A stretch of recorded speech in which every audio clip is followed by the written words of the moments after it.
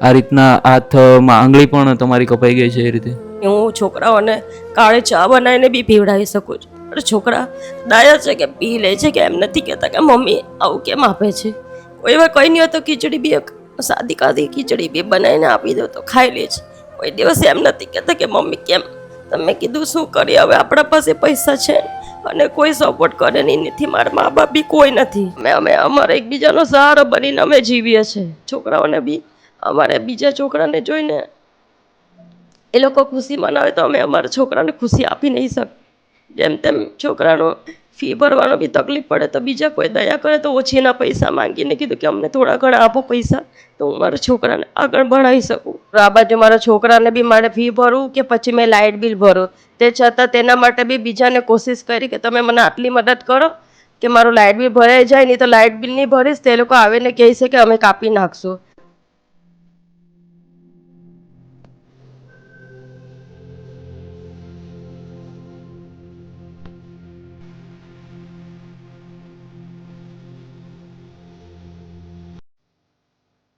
નમસ્કાર, જય શ્રી કૃષ્ણ દોસ્તો. આજે એક એવા પરિવારની મુલાકાત કરવા માટે આવેલા છે કે જેમાં એમ કહી શકાય ને કે કાકા કાકી છે કે જેમને બંનેને આજે લેપ્રેસીની બીમારી છે. આ બીમારીમાં એમ કહી શકાય ને કે હાથ અને પગ બંને એમના વળી ગયા છે અને સાથે સાથે આ જખમ તમે વિડીયોમાં જોઈ શકો એ પ્રમાણેની બીમારીથી પીડાય છે અને આ બીમારીના લીધે તેઓ કોઈ કામ નથી કરી શકતા અને સાથે સાથે બંને દીકરો દીકરી છે. તો જેમને ભણવામાં તકલીફ પડે છે અને ઘણી તકલીફોનો સામનો કરીને પોતાનું ઘર ગુજરાન ચલાવી રહ્યા છે. તો ચાલો પરિવાર સાથે વાતચીત કરીએ અને જાણવાનો પ્રયત્ન કરીએ કે શું શું તકલીફ પડે છે અને એમને શું શું જરૂરિયાત છે.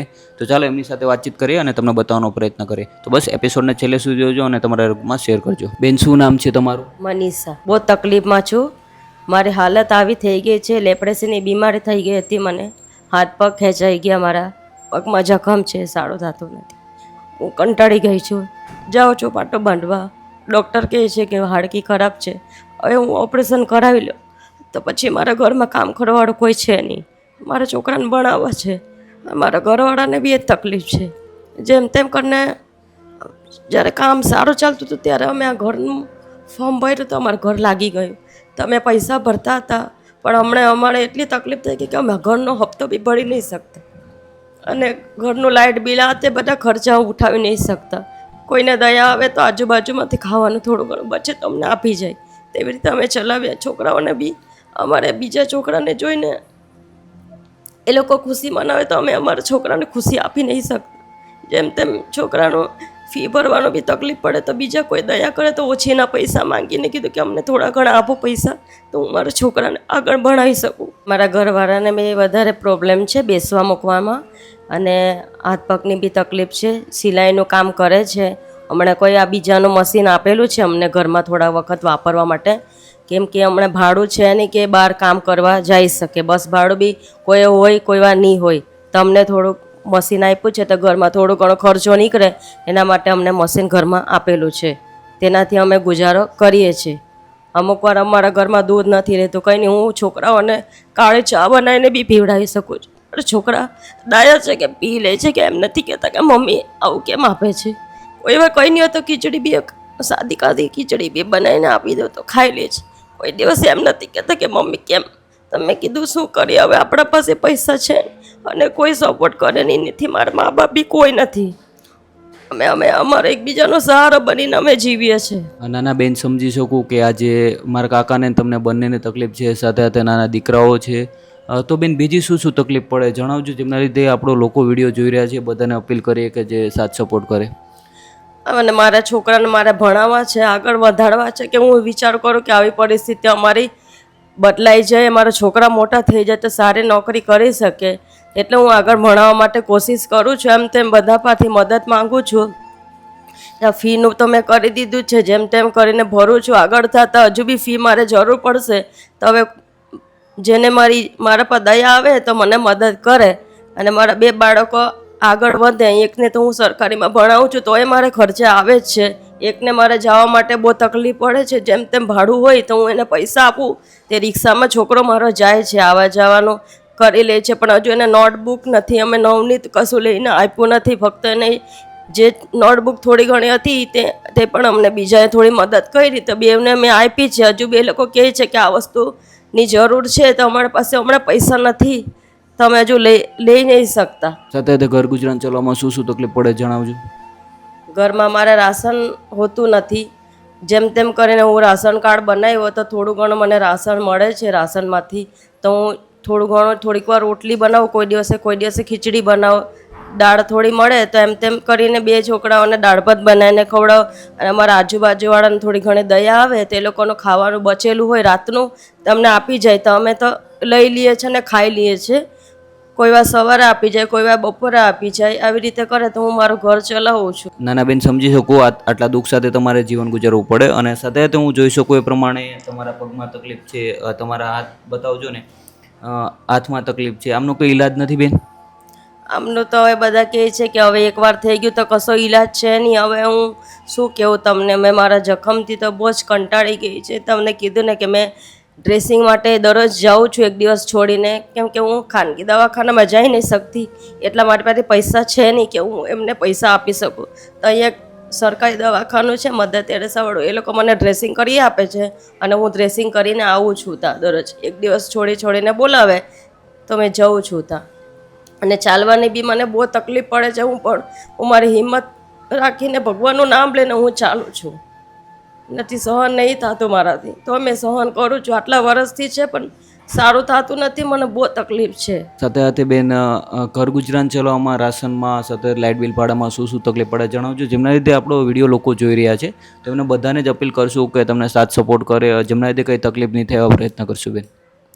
લાઇટ બિલ બી હમણાં ગયા વખતે ગેસ બિલનું બિલ આવ્યું, તમારી પાસે પૈસા નહીં હતા એટલે હું નહીં ભર્યું. પછી પાછું એ લોકો ગેસ બિલ ભરવા પાછા આવ્યા, એ લોકો ફોટા પાડવા તે કે તમે ગેસ બિલ ભરી દેજો ને તો નહીં રહેશે તમારું. તમે તેમ બીજા પાસેથી પૈસા માંગીને જેમ તેમ કરીને કીધું કે ભાઈ ગમે તેમ કરીને અમને થોડીક મદદ આપો, પછી અમારાથી થાય ને ત્યારે તમને પાછા અમે પૈસા આપી દઈશું.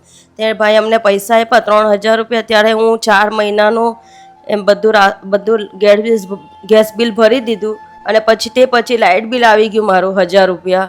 હવે મેં શું કરું? આ બાજુ મારા છોકરાને બી મારે ફી ભરું કે પછી મેં લાઇટ બિલ ભરું? તે છતાં તેના માટે બી બીજાને કોશિશ કરી કે તમે મને આટલી મદદ કરો કે મારું લાઇટ બિલ ભરાઈ જાય, નહીં તો લાઇટ બિલ નહીં ભરીશ તે લોકો આવીને કહે છે કે અમે કાપી નાખશું. તો પછી હું કેવી રીતે ચાલું? તો પણ મને કંઈક બીજા પાસેથી મદદ લઈને હું લાઇટ બિલ બી ભરી દીધું છે, કેમ કે લાઇટ બિલ નહીં ભરીશ તો લાઇટ કાપી જશે તો કેવી રીતે રહીશું? તે પ્રમાણે હું થોડું ઘણું બીજા પાસે મદદ માંગીને લીધું, કેમ કે એમને કીધું કે મારો ઘરવાળો ઘરમાં કામ કરશે તો થોડું ઘણું અમારી બચત થશે તો હું તમને પાછા રિટર્ન કરી દઈશ. ના કાકા કેમ રડો છો તમે? તકલીફ છે, બીજું શું કરે, કોઈ કામ ધંધા થતા નહીં, એવી રીતે બીમારી છે કે હાથ પગ વળી ગયેલા છે. પછી પહેલાં થોડું ઘણું કરતો હતો પણ હમણાં તો થતું નહીં, કમરમાં દુખાવો થાય છે, ઉઠવા બેસવાનું તકલીફ પડે છે. પછી બહાર કામ કરવા જાવ તો કે કામ તો થતું નહીં, બહાર તો ટાઈમ ટેબલ પરથી જ જવું પડે. પછી થોડા દિવસમાં કે તું નહીં આવતો કે ટાઈમ ટેબલ પર ને પહોંચી શકે છે તું, એમ કરીને એ પછી ના પાડી દે કામવાળા. પછી એમ તેમ ઘરે જ કરું, રિપેરિંગ કરવા આવે ફાટેલા તૂટલા તો ધીરે ધીરે કરીને આપી દેવું, ફિટિંગ કરવાનું તેવું કરી શકું. થોડું વધારે થતું નહીં મારાથી, હાથનું એ છે ને એટલે નહીં થતું, ધીમે ધીમે કરું, એ રીતે ચલાવ્યા કરીએ. કાકા હાથ બતાવજો ને, તમારા શું તકલીફ પડે છે આજે? તમને કામ નહીં કરી શકો આ રીતે? પકડાતું નથી, એમાં વધારે એમ છે એ એવી રીતે જ છે. પગમાં ફસે એ મશીન ચલાવતો પગ સૂજી આવે છે, મોટો થઈ જાય છે. બેન તમે તમારા હાથ બતાવજો. આ રીતના હાથમાં આંગળી પણ તમારી કપાઈ ગઈ છે એ રીતે? જખમ થઈ ગયું હતું હાથમાં.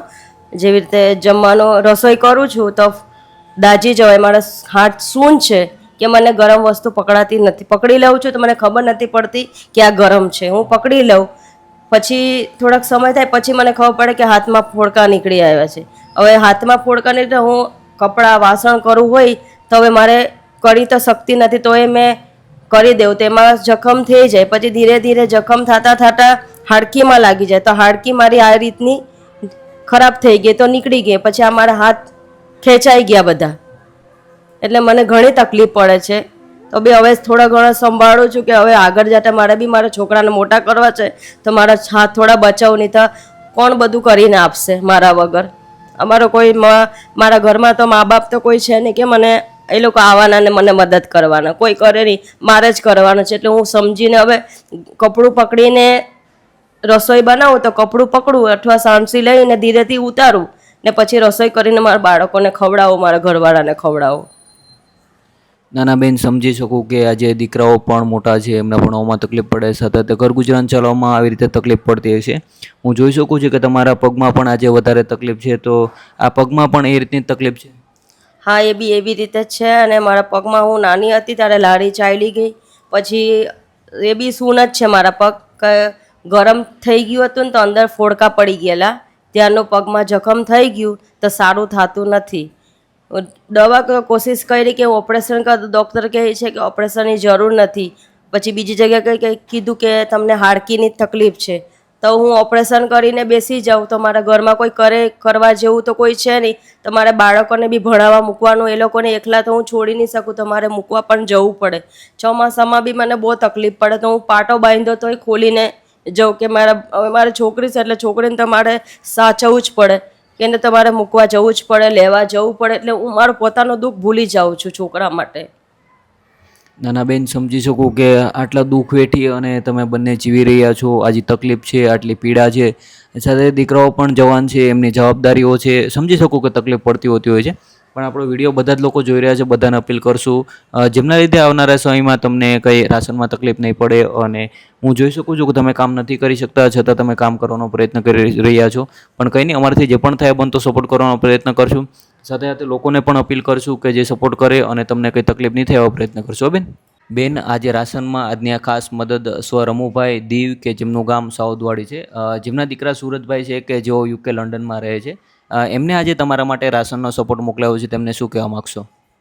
અમે એમને કહેવા માગશું કે એમણે અમને આટલી મદદ કરી, એમને ભગવાન હંમેશા સુખી રાખે, એમને આગળ જીવન જીવવા માટે બી એમને શક્તિ હિંમત આપે, એમના પરિવારને સુખી રાખે અને એમનો લાંબુ આયુષ્ય આપે, એમને ક્યારે બી પૈસામાં એમને તકલીફ નહીં પડે. એના માટે અમે એમનો ખૂબ ખૂબ આભાર માનીએ. ના, કંઈ નહીં સુરજભાઈ, તમારો ખૂબ ખૂબ આભાર કે આજે તમે આટલા દૂર છો છતાં આજે આ નિરાધાર પરિવારને મદદ પહોંચાડી છે. કંઈ નહીં, આવનારા સમયમાં આવા ઘણા નિરાધાર, નિસહાય, આવા દુઃખી પરિવાર છે જેમની મદદ કરતા રહો અને ભગવાન તમને લાંબો આયુષ્ય આપે. તો બસ પ્રેમ સપોર્ટ આપતા રહેજો અને એપિસોડને વધારે લોકો સુધી શેર કરજો. જય શ્રી કૃષ્ણ.